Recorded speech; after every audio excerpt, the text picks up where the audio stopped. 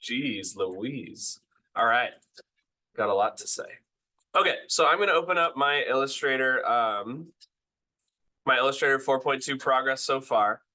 While that's spinning up, remember we have a business day for Flex today, so you're in here for your hi, good morning.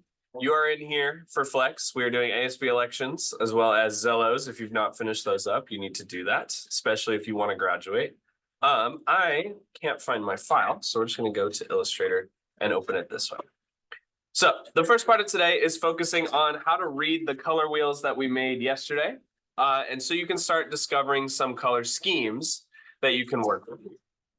So this is my 6-period example. We got through tints and shades. Do you remember, did we get this far? I can't remember. We talked about tinting, adding white, and shading, adding black with the blend tool. Okay. If that sounds new to you, if I am getting thrown off from my different classes, they have a Zoom room that's available that goes through this creation process that you could check out, or I'll help you during the work time if you need some extra stuff there. Okay, so we have our utility color wheels here, a whole bunch of different varieties. We got the relationships here, the hue wheel, the tint wheel, and then the shade wheel. And how you actually read this color wheel especially, which if you think about this, let me do some... hold on, they're grouped together. We ungroup these, and then if I move this one into here, and then I move this one into here, come on, there we go. This color wheel, I called it a spider web in your guys' class, but the way that it breaks down is actually a little bit more like a pizza. So if you look at all these different sections here, these are all individual slices of our pizza, right?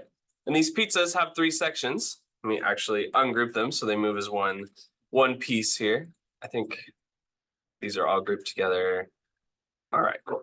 So each piece of pizza has 3 separate sections. You have a crust part, which is the hue wheel, the one where it's just straight pulled off of the color relationship one that we made earlier. You have kind of the toppings or the midsection, and these colors look very, very similar, but I promise you they are different. These are your tints. Tints are going to be when you add white to a specific part of the color. Or not a specific part, but when you add more white to a color, it becomes tinted. And then finally, you have that like tip section right here, which is where the shaded portion of our pizza slice, that adds black to your color. And you can see the relationships along here as I kind of, actually, I'm just going to Control Z to put all these slices back in. Okay, so today we're going to focus on how to read the hue wheel. So I just got to regroup these so I can move it as one piece. Remember, hue is another word for color. You can right click to group that, or you can Control G. I'm going to group these 2 together so they move as one piece. Okay, but with the hue wheel, the crust portion of our pizza, it's specifically designed so that you have white space in the middle to give this sort of like a, use it like a tool, like an adjustable wrench or like a whatever, so you can change it depending on your needs. And so the first color scheme that I'm going to show off, you do not have to make a bunch of different color wheels, but I am going to for the purposes of demonstration. The first one is going to be called an analogous color scheme. And an analogous color scheme is one that goes straight across the color wheel like this. So let me make some little triangles so I can have arrows at the tips here. Okay. And I'm not going to do this every time just for the essence of time. Get this guy to be a little more arrow looking. Okay. So analogous color schemes, it's not a perfect arrow, I apologize. Analogous color schemes are ones that are going to go directly across from one another. I want to reflect on that. Nope. Okay. Let's just do this. There we go. So analogous color schemes go straight across like this kind of orangish, and then this light or this blue and orange is a classic one. Red and green is another classic one, the light red and kind of the army or green. Purple and gold for Huskies. There's a way that you could get cougar colors, wazoo colors, because red and gray, this grayish right here, are pretty close, but they're not directly analogous because they don't go straight across like analogous. They don't go straight across like some of the other ones. All right. And then another color scheme that kind of plays on the same amount of like crossing relationships is it's called a tetradic color scheme, and it combines a pair of, let me do this. It combines a pair of analogous schemes that are directly across from one another like this. So you see how there's a 90-degree angle, kind of like an axis on a graph? This is called a tetradic color scheme, also known as like, there's another word for it that is like quadratic, but the specific thing about this is it's 4. Analogous and tetradic are one and the same because they work together in this manner. So what you can do with this idea in mind, if you really want to make like some arrows like this, you can. If you want, it helps it easier, it makes it easier to understand. Like yellow, orange, gray, and purple are all gonna, or this kind of greenish gray purple, are all gonna work with one another because they all maintain this tetradic relationship around the color wheel. So I'm gonna keep this. Let's go that one. So you can see the arrows pointing at one another. All right, we can already see another one of our color schemes called a split complementary. You don't have to memorize these because I'm going to make a little example for each of them, but it does help to keep them in your mind.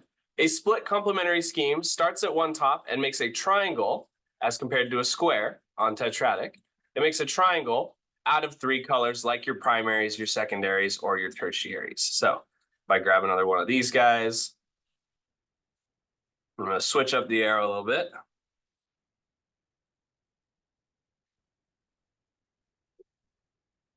Instead of going directly straight across, like an analogous does, a split complementary is going to make its way towards the middle and then go to the 2 neighbors, like the purple and the gray. If orange and blue are analogous, orange, purple, and gray are what's called split complementary because it's the neighbors right next to its analogous scheme, like this.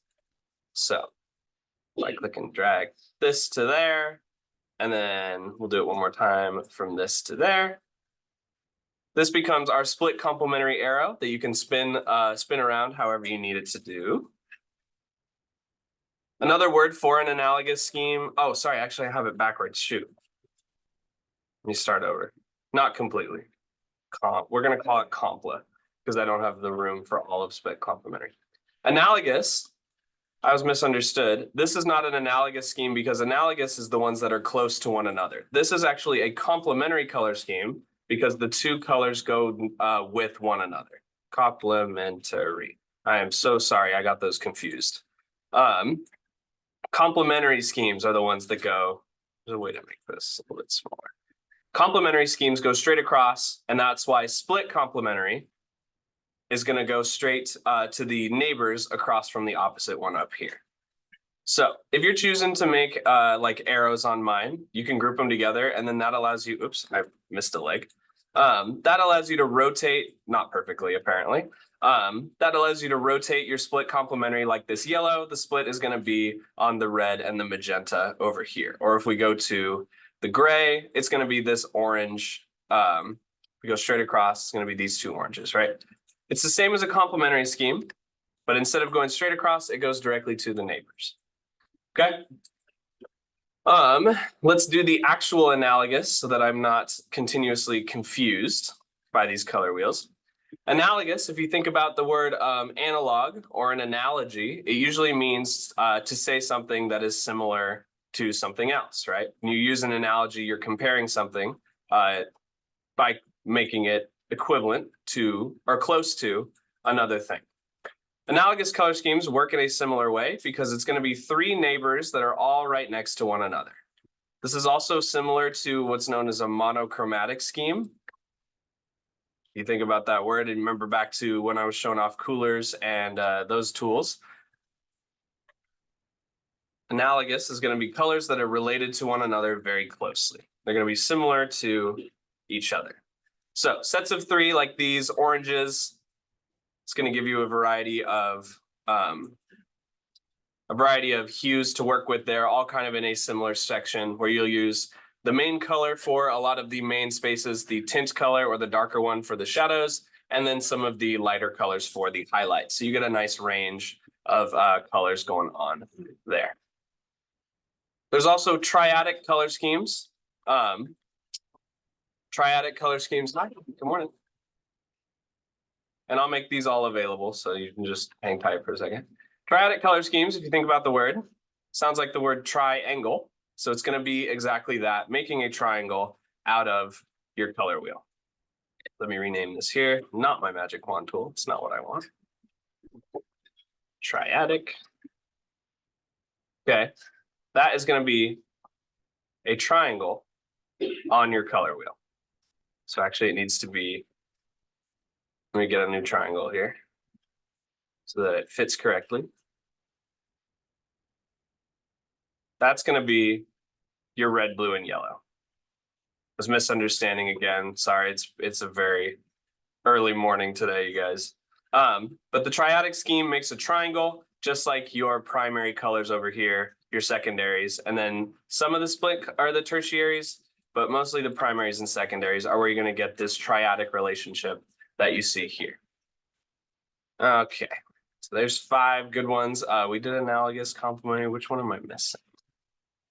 There is one that I'm forgetting off the top of my head, but these are the ones I'm mostly sticking to complementary because as you can see, it's easy to even get tripped up with experience, having done these things before, having seen color relationships happen, and I still get a little confused by some of the naming and some of the exact use cases here.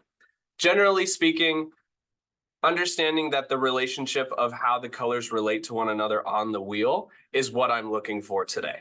Most of the time, we're going to be using complementary color schemes because they're the easiest to work with and the quickest way to get a nice looking result. So I'll find that 6th one. I can't remember it right now, but here's a variety of different schemes that you can look at when we get into creating the scheme for your actual design portion. And so the way that you do this is you start by choosing a complementary scheme. My favorite color is purple, so I'm going to pick one of the more purple hues that I enjoy. I like this kind of, I forgot it was grouped together. Let me ungroup it so I can grab just this one piece like this off to the side. And then if I look straight across, purple's complementary color, let me make that a little bit more obvious on the screen. Purple's complementary color is this kind of like cheddary orange, cheddary yellow that I'm going to pull down to the side here. So already, even if you just kind of stack these 2 colors together, they have a nice amount of contrast or difference between their hues that makes it just kind of a little bit more visually interesting. There's a clear left side, a clear right side. You know, there's some science happening that I don't know a lot of the details about that's making these 2 colors look nice together, the way the light bends, whatever. But all we really care about is that because they're straight across from each other on the color wheel, they are going to be complements to one another. And now what I'm going to do, I'm just doing a little bit of setup. You don't have to do exactly what I'm doing here. What I'm going to do is make a blend of these 2 complementary colors so that I have a cool range of hues that are still going to maintain this scientific, nice looking relationship to one another. So I'm going to make a quick blend. Go specified steps. I'll do 5 to 7 this time, just increasing the number of steps to give me this nice range of purple to the golden kind of color that I can use inside of my geometric design, which is what we're going to do next.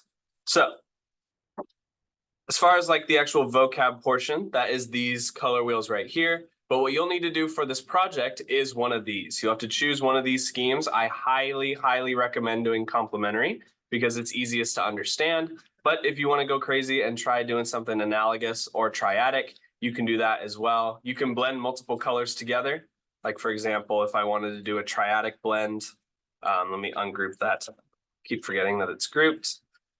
If I wanted to do a triadic blend of yellow, and I'm just holding Alt to drag off these copies once they're ungrouped. If I wanted to blend 3 colors together or a multicolor scheme, I can still do that the same way I would with a 2-color scheme or a 4-color scheme by blending them, making it, and then blend options. This one I want to set to about 7 this time.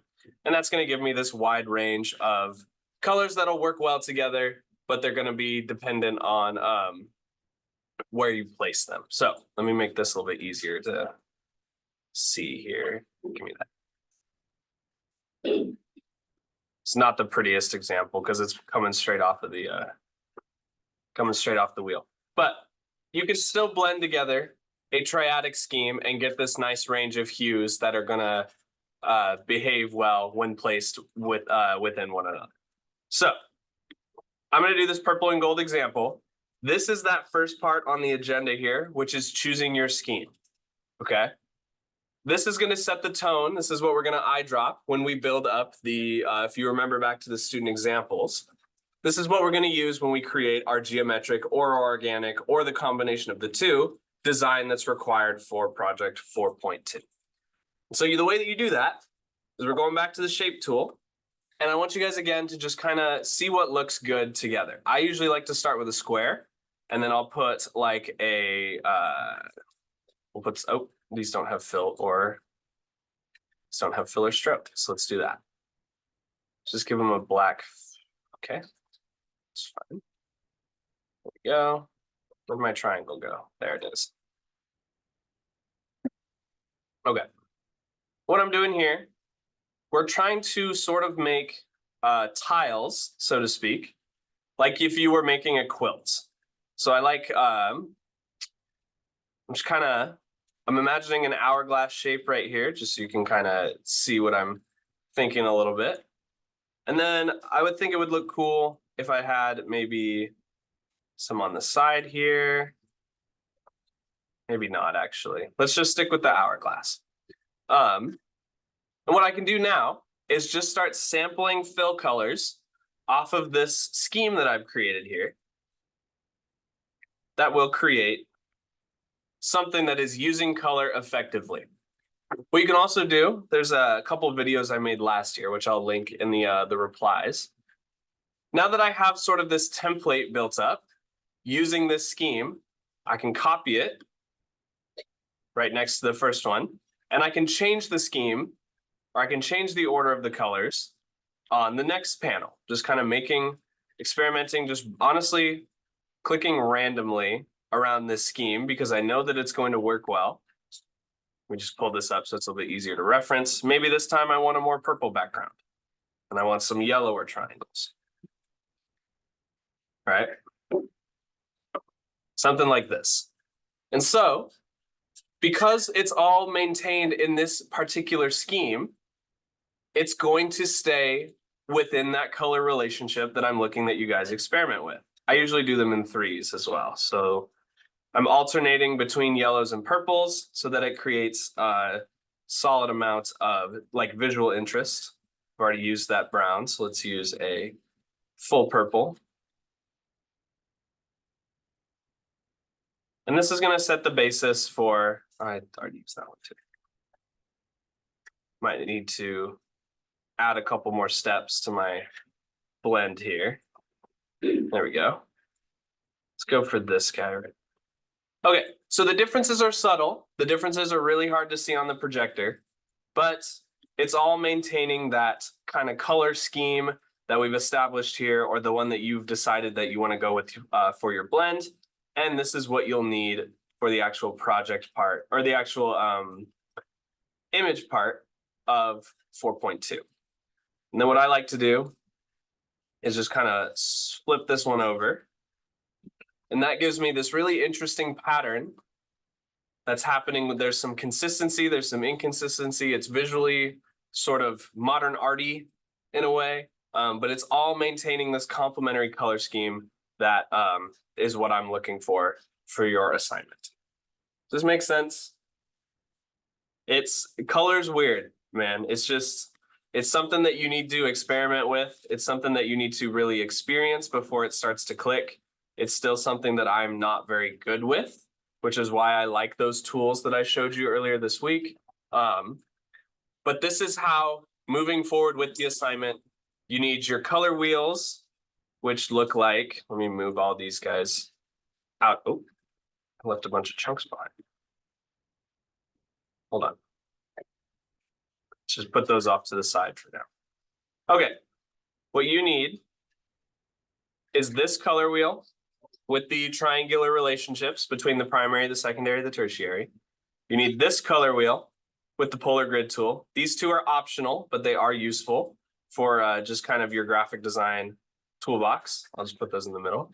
You need those two And then you need your scheme and your geometric design all on an 8.5 by 11 artboard like this.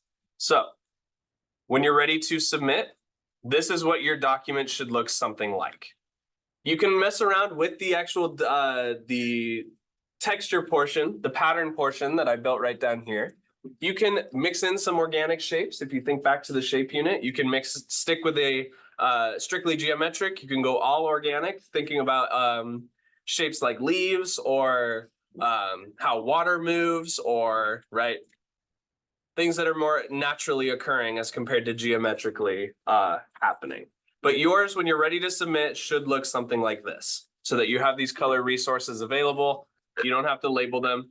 You don't have to put your name on it, but it should look something like this. Do include your blend of the colors that you did choose. I'm actually only going to put a complementary, so I know that I used a complementary color scheme in this. You should do the same, so that I can tell that you're using color intentionally. And this is what your end product should look like.